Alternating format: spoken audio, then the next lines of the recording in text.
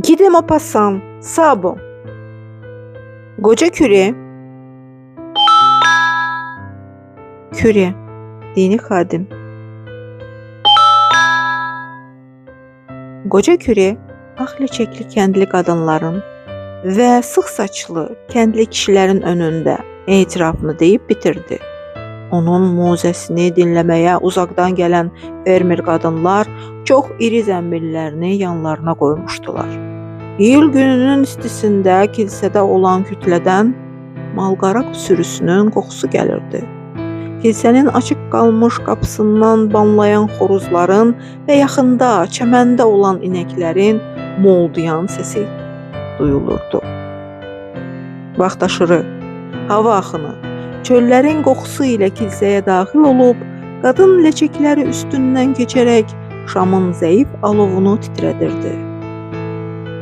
Qoy Tanrının istədiyi kimi olsun. Amin. Keşiş söylədi. O sustu. Sonra hər həftə olduğu kimi kitabı açdı. Kilsəyə gələn icma üzürlərinə keşiş, kiçik və lazımi işlər haqda xəbərləri oxumağa başladı. Küre 40 il burada xidmət edən beyaz saçlı, yaşlı bir adam idi. Bir keşiş kimi kilsəyə gələnlərlə sıx münasibətə yardım edirdi. Küre davam etdi. Dualarınızı ağır xəstə olan Desire Valenə görə istərdim. Həmçinin dualarınızı doğuşdan sonra hələ də özünə gəlməyən Penelopa'ya görə əsirgəməyin. Sonra keşiş nəsə axtarmağa başladı. 2 kağız parçasını axtarıb tapdı. Davam etdi. Axşamca qız və oğlanlar məzarlıqda gəzişməsinlər. Əks təqdirdə mən gözətçiyə bunun qarşısını almaq üçün müraciət etməli olacağam. Cənab Sezar Omon isə ev işlərində ona yardımcı ola biləcək vicdanlı bir qız axtarır. Bir neçə dəqiqədən sonra Küre dedi. Bu son idi. Qardaşlar, qoy sizi ata, oğul və müqəddəs ruh yardım etsin. Keşiş kafedrasına keçdi ki, xidməsini bitirsin. Forvil yolunun üzərində Sablyen kəndinin kənarında yaşayan Malanden cütlüyü kilsədən öz komalarına döndülər. Arvadı ocaqdan qazanı götürən zaman qızları Adelaida, badə və boşqabları bufetdən alan bir vaxt ata, qurumuş qoca masa ətrafında əyləşib dedi. Cənab Amonun yanına bəlkə Adelaidanı işləməyə göndərək. Ona görə ki, yalnız və pullu biridir. Dul kişidir. Gəlinləri də onu sevmirlər. Arvadı hisli qazanı masaya qoyub qapağını açdı. Düşünürdü. Bu zaman kələm qoxusu ilə birlikdə qazandan buxar çıxmağa başladı. Əri davam etdi. Onun pulu var. Mən bunu dəqiq bilirəm. Lakin cəld hərəkət etmək lazımdır. Adelaida'da isə bir saç tükü qədər nə cədlik, nə də ağıl var. Arvadı dedi. Cəhd etmək olardı. Qadın üzünü axmaq görkəmli, qırmızı ətli yanaqları olan sarı saçlı qızına tutub dedi. Qulaq as, gicbəsər. Amon dayıngilə get. Ona de ki, işə görə gəlmisən və o sənə nə əmr etsə edəcəksən. Qız gic-gic gülümsəyib heç nə demədi. Sonra üçü də birlikdə yemək yedilər. 10 dəqiqədən sonra ata dedi. Qulaq as qızım, gör sənə nə demək istəyirəm, məni dinlə.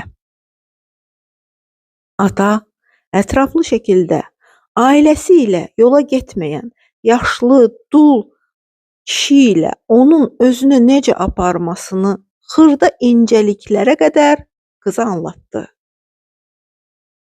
Yalnız belə uğur qazana bilərmiş. Ana yeməyi unudub, əlində çəngəl tutub, gah ərinə, gah da qızına baxır, deyilən məsləhətləri dinləyirdi. Adelaida hərəkətsiz oturub diqqətsiz baxışlarla ətrafa göz gəzdirirdi. O söz dinləyən sarsaq bir qız idi. Nahar bitən kimi anası ona ləçəyini taxmağı məsləhət görüb, qızla birlikdə cənab Sezar Amongilə yollandı. Adam təsərrüfat binasına bitişik olan əlavə kərpiçli tikilidə yaşayırdı.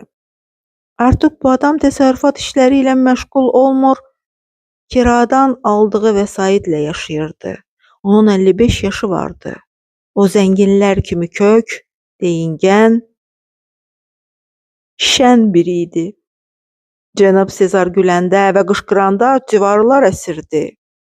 O qədəhlərlə araq və sidr içirdi və yaşına baxmayaraq etirazlı bir kişi idi. Sezar Amon əllərini belinin arxaya qoyub, saboları ilə torpaqda dərin izlər buraxaraq sahələri gəzişməyi sevirdi. Buğdanın böyüməsini, kolza toxumlarının çiçəklənməsinə baxmağı xoşlayırdı.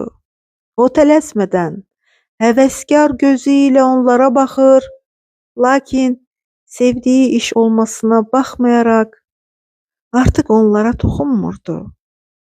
Ətrafdakılar onun haqda belə deyirdilər: hava kimidir, hər gün yaxşı ola bilmir. Cənab Sezar masa arxasında qəhvə içən zaman qadınları qəbul etdi. Soruşdu: niyə gəlmisiniz? Ana söhbətə başladı. Budur, qızımız Adelaidanı sizin yanınıza gətirdim. Səhər kilsədə kürə dedi ki, sizə qulluqçu lazımdır. Amon dayı qıza baxıb dedi: bu keçinin neçə yaşı var? Müqəddəs Mixail bayramında 21 yaşı tamam oldu, cənab Amon. Yaxşı, ona ayda 15 frank və yeməyini verərəm. Sabah səhər onu gözləyirəm. Gəlib mənə səhər yeməyi hazırlasın. Adam qadınları evlərinə yolladı. Səhəri gün səhər Adelaida öz işini məsuliyyətlə yerinə yetirdi. Evdə valideynləri ilə olduğu kimi çox zəhmətkeşlik ilə bir kəlmə belə demədən işləyirdi. Səhər 5-də Adelaida mətbəxdə pəncərələri yuyanda cənab Amon onu səslədi. Adelaida! Qız qaçaraq gəldi. Bəli cənab, mən buradayam.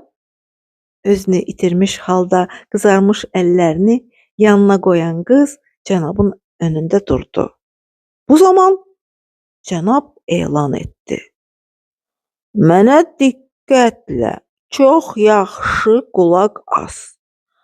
Elə as ki, aramızda narazıçılıq olmasın. Sən mənim qulluqçumsan, anladın? Vəssalam. Biz səninlə sabolarımızı axşamlar heç vaxt yanbayan qoymayacağıq. Oldu cənab, qız dedi. Hərənin öz yeri olmalıdır. Sənin yerin mətbəxdir, mənimki isə zaldır. Bundan başqa hər şey bizdə eyni olacaq. Razısan? Razıyam cənab. Hə, lap yaxşı. Get işinlə məşğul ol. Günorta kiçik zalda süfrə açan qız şorbanı masaya qoyub cənabına məlumat verdi.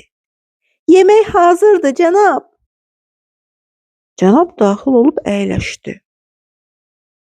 Peçetəsini açdı. Ətrafa boylandı. Bir dəqiqə düşünüb, son ildırıma bənzər səslə qışqırdı.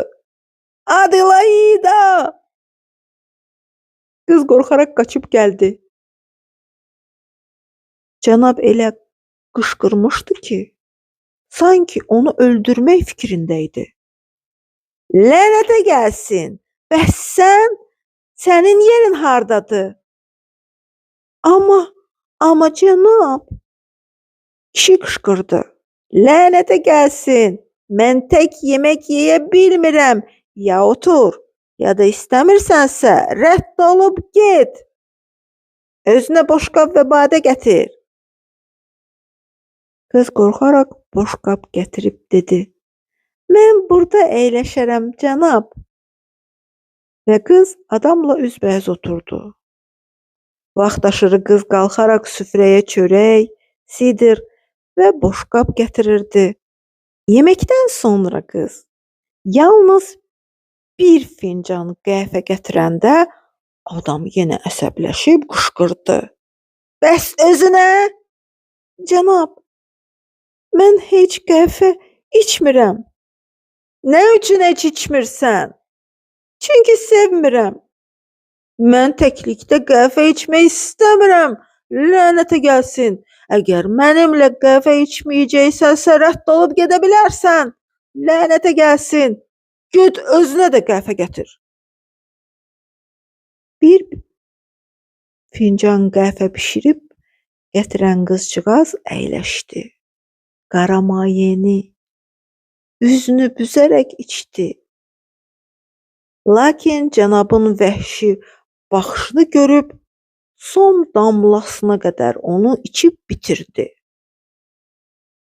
Sonra o bir badə araq da içdi.